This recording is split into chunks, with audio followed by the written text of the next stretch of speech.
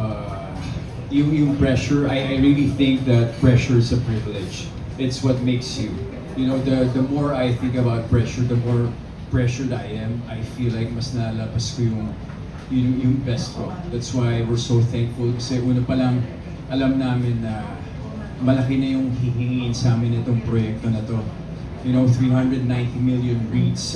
It's such an honor to play Ezekiel Roswell and of course, you know, si Amy, to play alongside Ren Escanio. We're just so grateful na tinanggap kami at, you know, na-enjoy ng mga tao yung mga pinaghirapan namin. Actually, we're not even halfway there. Nasa episode 7 pa lang tayo, pero grabe na yung init ng pagtanggap ng mga tao. So, yeah, hanggang episode 20 to. Yan. Oo, so wala pa pala sa HAP, pero talagang grabe, may celebration na ngayon, may pa-press con na Rain yan. Oo. Ako naman po, nung bago po kami mag-umpisa, hindi ko talaga, wala akong expectations. Parang, ang nasa isip ko lang noon, I'm so happy and grateful kasi meron po akong work. And bonus na lang, malaking bonus pag tinanggap ng mga tao, pag may mga nanood. Kaya parang, lahat po ng mga pinagpapagura namin, araw-araw sa taping, lahat ng puyat, at lahat po ng pagod. Hindi kasi talaga siya madali.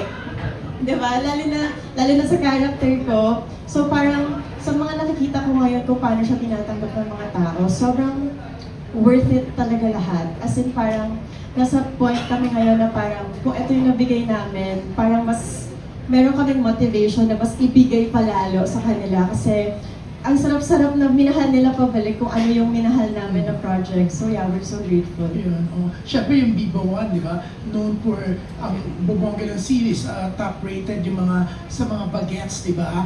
Oo, pero yun, eto daw ngayon yung nangabog doon sa mga series na yun. Oo. I feel like, yeah, that's true, but I feel like there is an advantage if may mga experiences yung makasama mo. And I feel like because of those experiences, parang we give so much to the table. And so, yeah, very thankful lang talaga na it's sobrang timing at nitong na binigay sa amin itong proyekto na to. That's why we were able to showcase our talent. And at the same time, sobrang it doesn't feel like working with Ren and working with the team. Yan, oo. Meron na raw ba kayong bonus? Oo. May bonus pang binigay si Boss B. Kasi parang Ren gusto malaman ni Tita Aster, syempre co-manager siya, di ba? Oo. Depende sa yung tita kung mapupush natin yung mga ganyang bagay. Sorry, medyo mahina. Depende sa yung tita kung mapupush natin yung mga ganyang bagay. Tita Aster? Oo, di ba? Tita Aster, i-push mo para may commission ka. Yan, pero mas masarap kung may bonus, di ba? Tama? Joseph and Ren? Siguro bonus po sa amin kapag nagka-season 2. Mas gusto mo yung season 2 kesa sa monetary. Or movie. Okay. Mas work po. Boss Vic, hello po. Marco, yan. Yeah, same. You know, I feel like yun yung pinaka magiging bonus namin. Pag nakita namin nanganganak yung mga projects namin, that means we're effective as a team. So, yeah, Boss Vic, pwede naman. So nice. Pero alam mo rin napansin ng lahat, blooming ka. Is it because of Joseph? Oo. Baka naman nadidevelop na kayong dalawa, ha? Hindi, una po sa lahat, napakagaling po ng glam team ko today. Yung glam team ko po, stylist, as in, tinulungan po nila ako. Kasi okay pa yung dating mo. Galing po. Actually, hindi ka nakilala ni Tita Aster mismo. Kung Ako po, hindi ka Tita nakilala. Aster. Kakaiba talaga ang dating mo.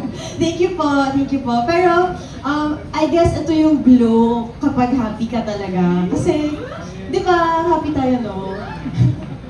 Masaya po talaga kami. As in, kanina po galing kaming taping. And actually ako kahit late kami natapos kasi last 2 days na lang po kami. So, tinatapos na namin talaga lahat. Opo, So, pero last So, pero yung pakiramdam parang hindi siya nakakapagod at all. Kasi happy set talaga kami, lahat kami nag-enjoy. So last 2 days, naku, Yeah. Joseph, anong mamimiss mo kay Rem? Siya. No, pero we're always in touch naman eh. Palagi kami magkausap. And yeah, so... And I'm sure marami pa kaming gagawin nito.